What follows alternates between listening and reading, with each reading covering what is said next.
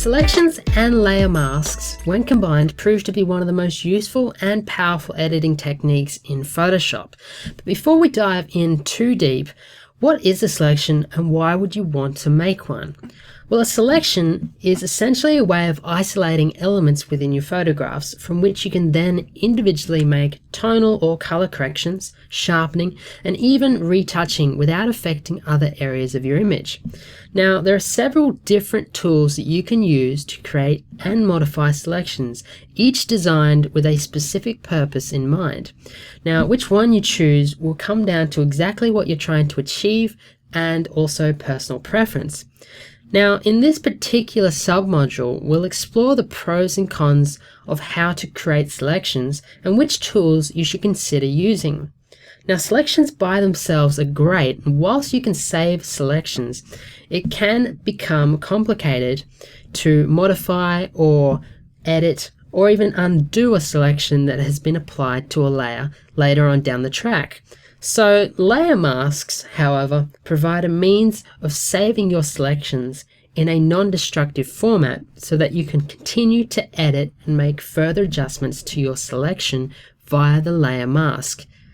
So to start out with, as you can see here, I've created a basic canvas and I've added some text. So what I'm going to do is I'm going to first create a new layer. So I'm going to go to layer and I'm going to go to new layer.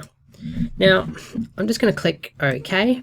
And what I want to do is I'm going to actually make this a solid black. So I'm going to grab the paint bucket tool and I'm going to actually click on this layer. So now I have a solid black layer. First, I'd like to show you how ordinarily we would go about actually creating a selection and making an adjustment. And then what I'd like to do is compare that same process, but instead this time we'll actually introduce layer masks. So what I'm going to do is I'm going to grab the marquee tool up in the top left hand corner here.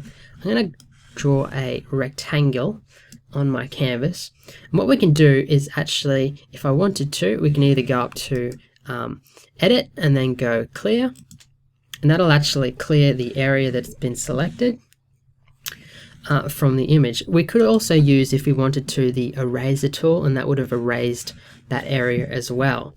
So as you can see now, this area within the actual selection that I've made has now become see-through. So I can see the text layer underneath and also the background canvas. Now, one of the drawbacks of actually applying an adjustment or erasing an area of a layer is that in the future of your actual workflow, it becomes very difficult to go back if you want to make future changes and modify some of the things that you've actually done. So instead of actually doing that, I'm going to go to my history panel and I'm just going to jump back to where I've actually got the rectangle marquee selection once again. But instead of actually making erasing the area within that selection, I'm going to go to select. I'm just going to go and inverse my selection. Now, inversing the selection means instead of selecting the area within this little rectangle, I'm actually selecting the area outside of it. So what I'm going to do now is I'm going to go to layer and I'm going to go to layer mask, and then I'm going to select reveal selection.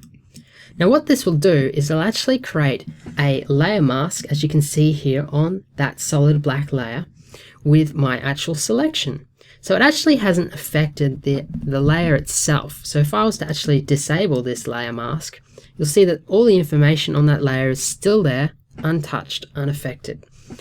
Now what it's done, it's created a mask that it's overlaid and applied my selection to it. It's actually excluded and included certain elements of the image. So an easy way to see what is actually being affected with a layer mask is if we were to actually hold down Alt on a PC or hold down Option on a Mac and click on the layer mask, and it'll actually allow you to look at the entire layer mask, as you can see here. So the areas that are in black are the areas that have been affected, and the areas that are in white are the areas that aren't affected. So whatever's in black is going to be removed from this particular image, and you can also invert them and whatnot to actually end up with, the opposite effect. So what you can essentially do within the actual layer mask itself is, if I actually wanted to grab a brush tool, for example, and have a solid black, I could actually go and draw on particular elements as you can see here, and we can then go click back on the actual layer itself, and what you'll notice is those areas have now been affected and they're actually become transparent. Now you can also make similar adjustments just by clicking on the layer mask and actually drawing on the layer mask itself. So I can actually make all of the text here become visible if I wanted to, just by coloring in the areas that I want to be revealed.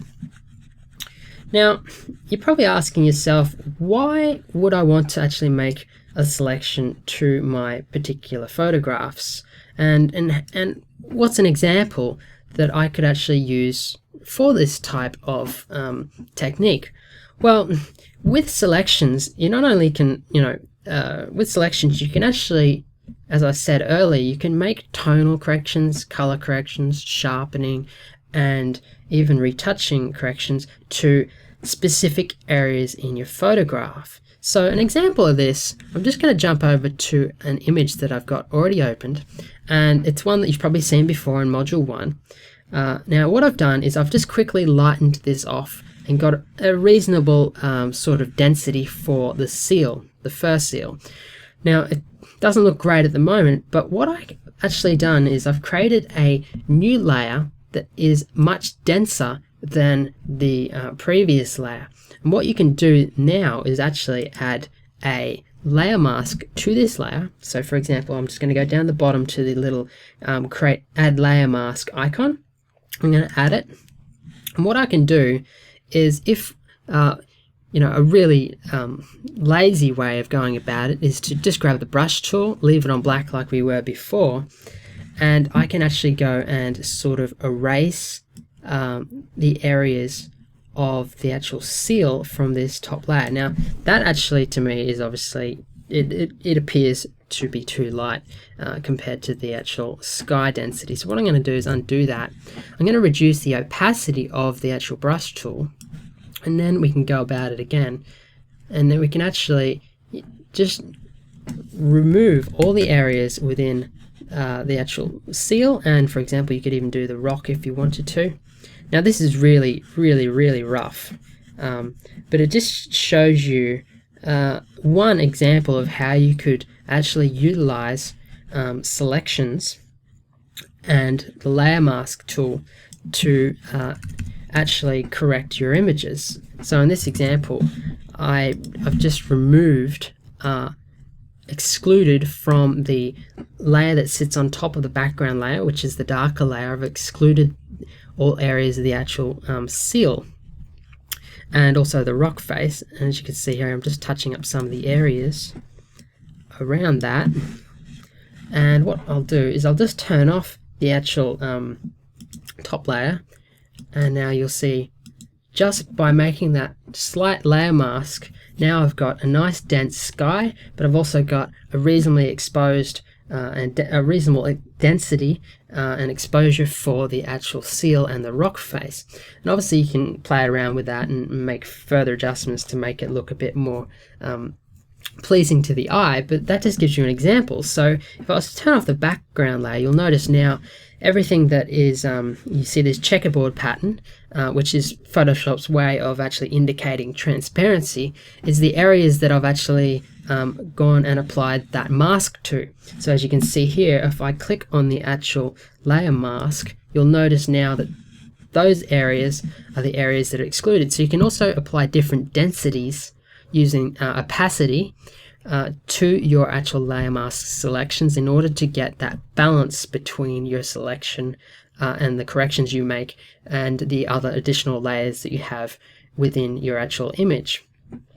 So that's just a quick overview of actually how to use selections with layer masks. Now in the coming videos, we're actually going to go through all the different types of selection tools and adjustments that you can make to your selections in order to improve your photographs.